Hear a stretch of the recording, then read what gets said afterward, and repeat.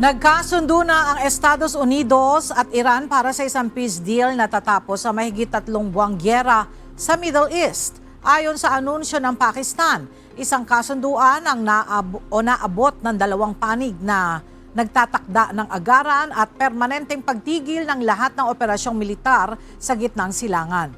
Ipinahayag ni Pakistani Prime Minister Shehbaz Sharif sa ex na formal na pipirmahan ng kasunduan sa Hunyo 19 sa Switzerland. Kinumpirma naman ni US President Donald Trump ang kasunduan kasabay ng kanyang ika-80 kaarawan. Sa kanyang pahayag, sinabi niya bubuksan na muli ang Strait of Hormuz at aalisin na ang naval blockade ng Amerika roon.